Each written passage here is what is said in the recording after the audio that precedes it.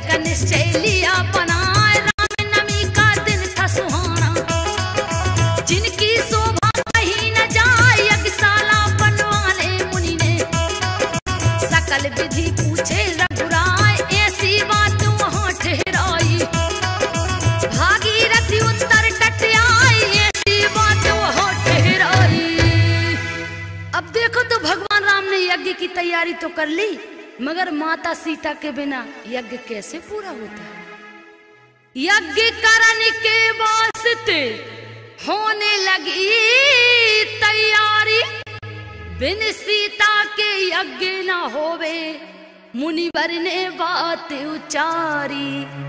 सोने की सीता बनी आसन दय श्री राम, विधि विधान से यज्ञ का शुरू किया है काम।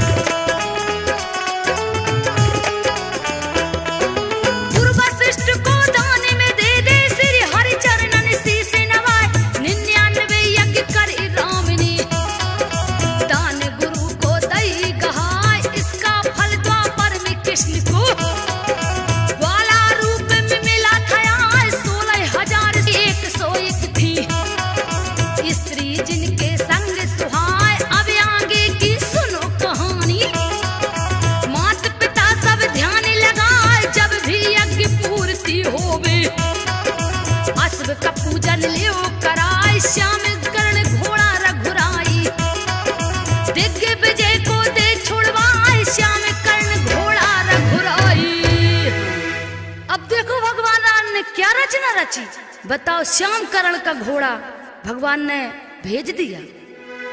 सुंदर घोड़ा है खड़ा, शोभा कहीं न जाए, कलगी सिर पर सोहिती, नैन रहा मटकाए। श्याम करण था अश्व वो, चमके जिसका रंग, चढ़ विमान पर शत्रुघ्न, चला घोड़े के संग।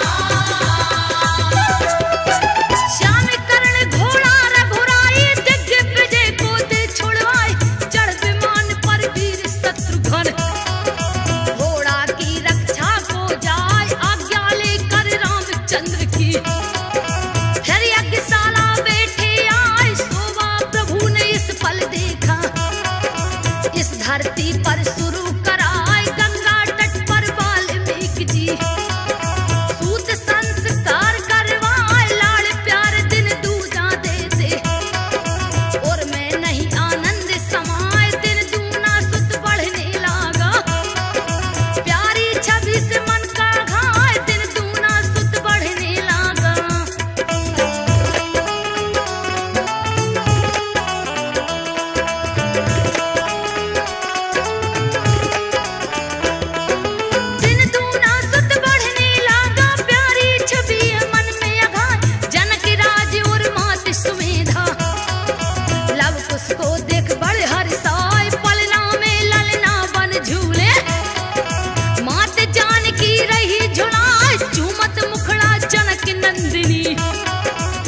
दे फूली नहीं समाज सखियां काम धाम में लग गई। कछु कमी होने ना पाए एक दिन लव को पलना में सीता। वाल्मीकि ढिग आई सुराय जनक सुमेधा घूमन गए थे। उनको ज्ञात जरा भी ना मां से अश्विनी की बेला थी। आय हाय देखो तो सीता मैया आज कैसे लव कुश को झुला रही और कैसे खिला रही हैं। घोड़े को जो भी रोकेगा उसे युद्ध अवश्य करना होगा। जो शर्त लिखी है पत्रिका में दे ध्यान उसे पढ़ना होगा। आगे आगे शत्रुघ्न रथ पर चले सवार।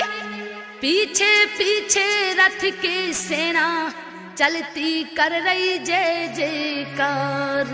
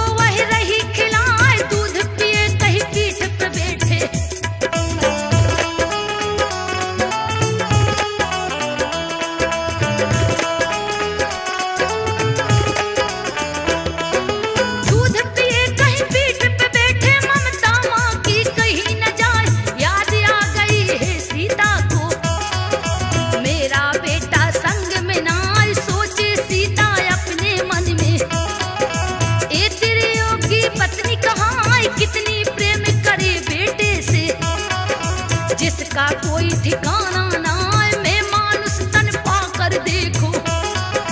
बालक छोड़ के चली नहाए हे धिक्कार मेरे जीवन को। आश्रम लौट जान की माँ उसी समय मुनि वाल्मीकि जी। लघु शंका करने को जाए उसी समय मुनि वाल्मीकि जी। देखो सीता अपने मन में क्या सोचती है कि बताओ एक पशु होकर के अपने बच्चों से इतना प्यार करती है जे, और मैं एक मनुष्य होकर के अपने बच्चों को अकेला छोड़ आई। एक दिन माता जानकी करन चली स्नान। वाल्मीकि ढिग सुला के सुत को अपन लगी मुस्कान। वाल्मीकि ने उस समय दिया न थोड़ा ध्यान। उठा कर बेटा चल दी सीता होनी है बलवान।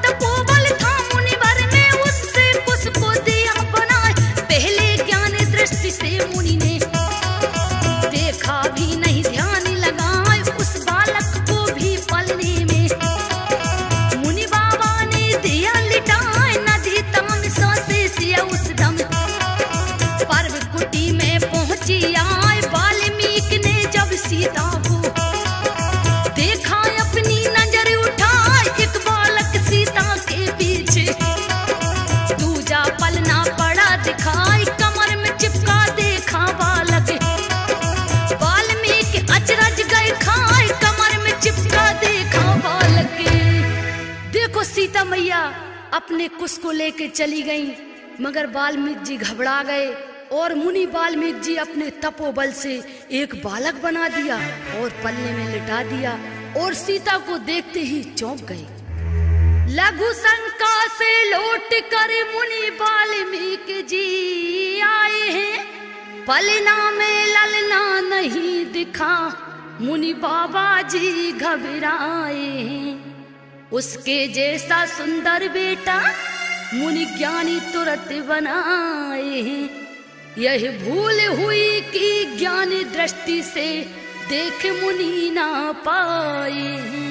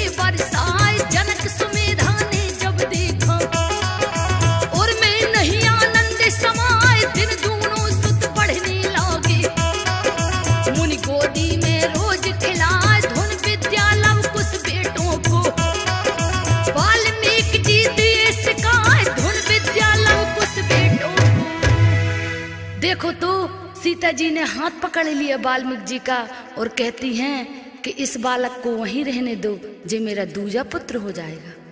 कैसी यह घटना हुई, एक से दो हुए लाले, वाल्मीकि को नहीं पता ऐसे होंगे हाले।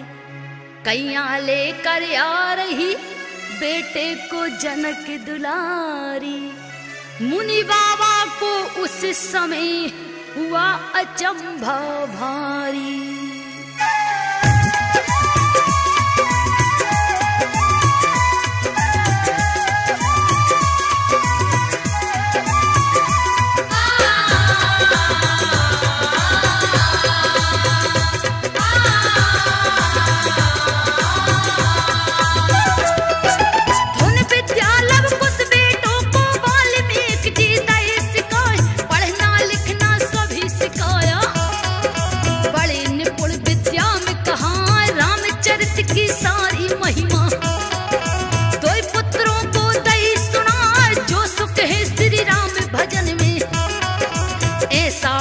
किसी में ना बड़े हुए कुछ लव कुछ जैसे, बीड़ा सुंदर रोज बजाए राम नाम की पावन महिमा।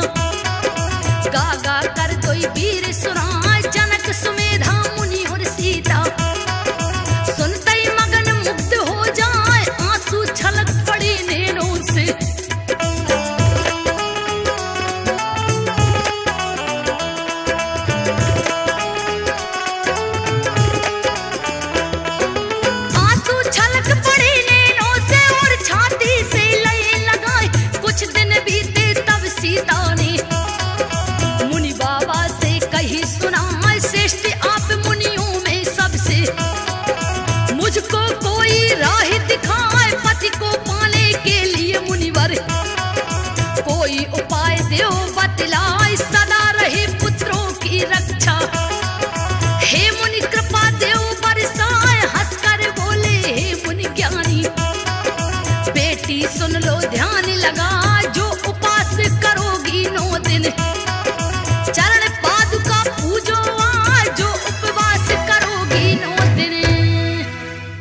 तो वाल्मीकि जी क्या कहते हैं सीता जी से कि बेटी सीता 9 दिन का उपवास रखो तो तुमको पति अवश्य मिलेंगे।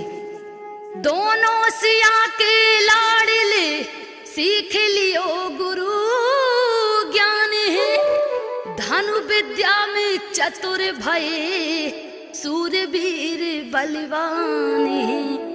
लव कुश की जोड़ी प्यारी है, माता के आज्ञाकारी है। एक पुत्र को राम जानते थे, दूजे की नहीं चिन्हारी है।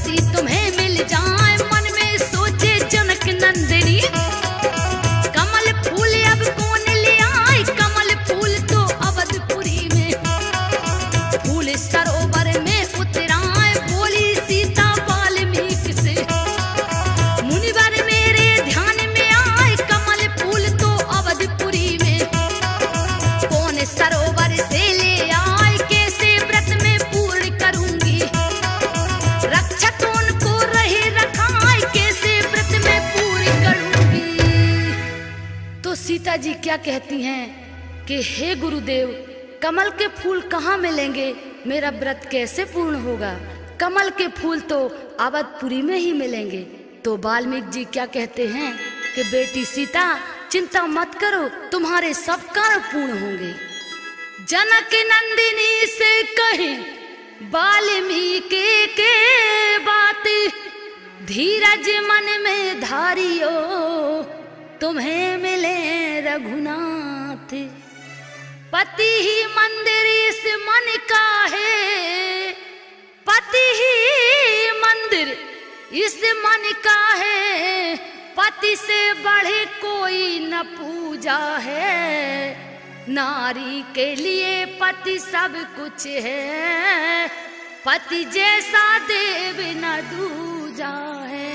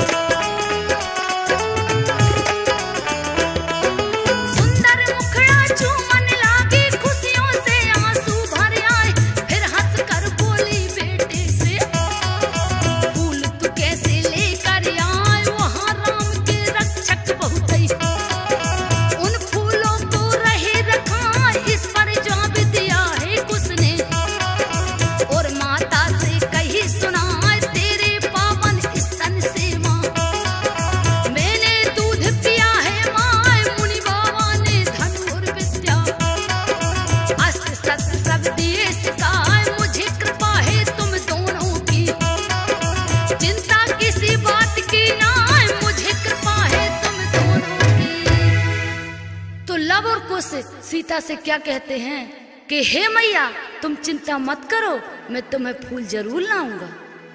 लव कहता है अपनी माता से, लव कहता है अपनी माता से, बेटा हूँ कर्तव्य दिखलाऊं। अगर कोई वस्तु तुमको चाहिए पल छिन में मां लेकर आऊं। यही कमली अयोध्या में ही मिले, बिन राम की आज्ञा बिन मुश्किले। तुम हो नादान मेरे बेटे, भेजूं तो डराता है मेरा दिल।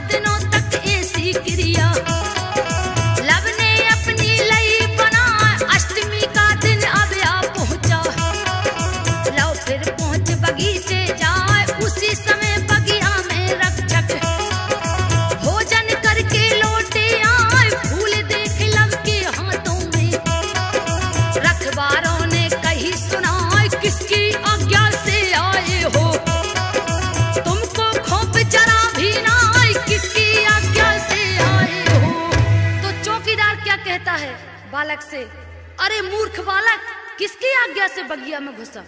बार बार माँ से कहे, लब हंस हंस के बेनी। सुन के तोतली सी बोली, भर आए सिया के नैने। सावरी मूरत राम की रही नजर में झूली।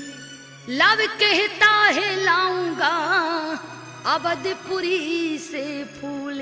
हे मैया मैं अवधपुरी से जरूर फूल लाऊंगा।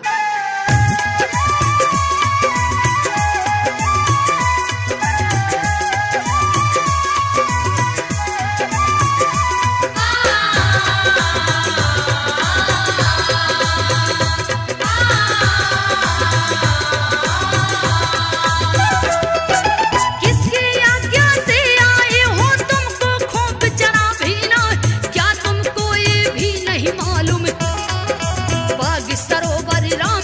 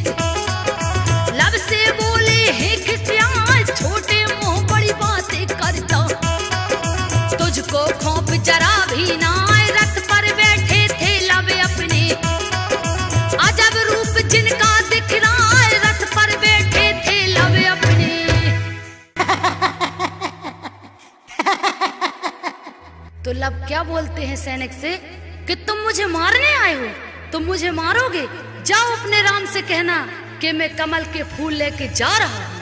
पहरा देते रोज को बाग में पहरेदार, पर लव को कुछ डर नहीं है कितना होशियारे।